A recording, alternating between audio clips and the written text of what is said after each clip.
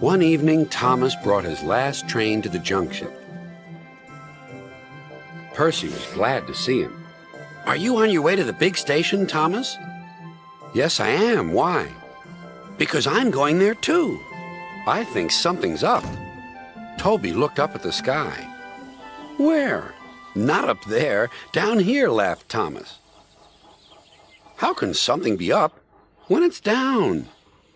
Thomas was too excited to explain. "Bust my buffers! Look over there!" Mavis, Boko, Bill, Ben, Donald, Oliver, and Douglas paraded past.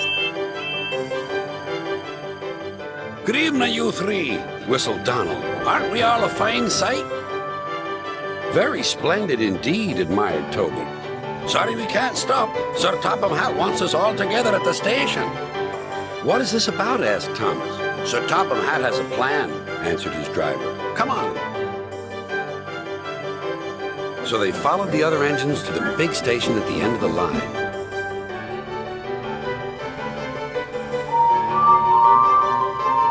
"Silence!" called Sir Topham Hatt. "I have an important letter to read from a little girl who is 5 years old." "Dear Thomas and all the engines, please can I meet you? My friends say they would like to meet you too. You could come to my house for tea, but my mommy says there aren't any railway tracks to my house. Can you come to the station instead? Thank you very much." "It seems," continued Sir Topham Hatt, "that there are many girls and boys who would like to meet you. Therefore, we are all going to the big city far away." "Hooray! Hooray!" the engines whistled. "Silence! Other engines will be working here while you are away, so please show them what to do." As Annie and Clarabelle were going to the big city too, Thomas and Oliver practiced with some other coaches.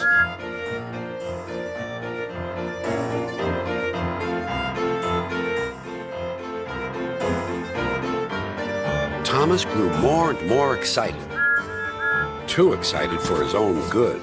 "I'm glad I'm a splendid engine," he puffed. "Sir Topham Hatt thinks I'm really useful.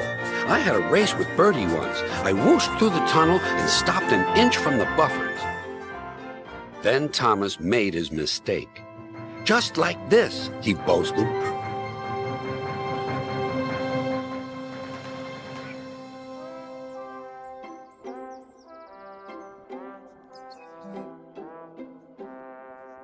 No one was hurt, but Thomas's front was badly bent. They telephoned to Sir Topham Hatt. "I'll send up the workmen," he said. "But if they can't mend Thomas in time, we'll have to go to the big city without him." Poor Thomas. 8 o'clock next morning, the engines waited at the junction. Toby and Percy were each on a truck, and Duck had pushed them into place behind Edward.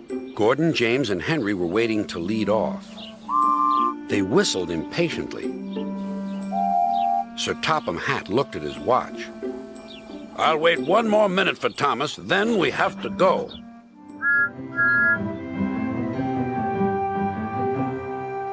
"Oh, thank goodness you're still here," panted Thomas. "I hope we're not late, as it's just after 8. The conductor blew his whistle and waved his flag. The engines cheered. "Look out, big city, here we come!" And the cavalcade puffed away.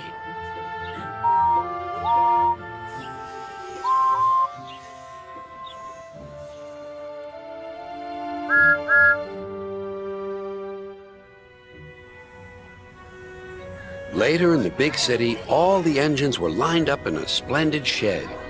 The children were delighted to meet their friends.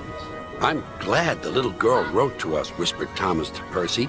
"Isn't it wonderful what happiness a letter can bring?"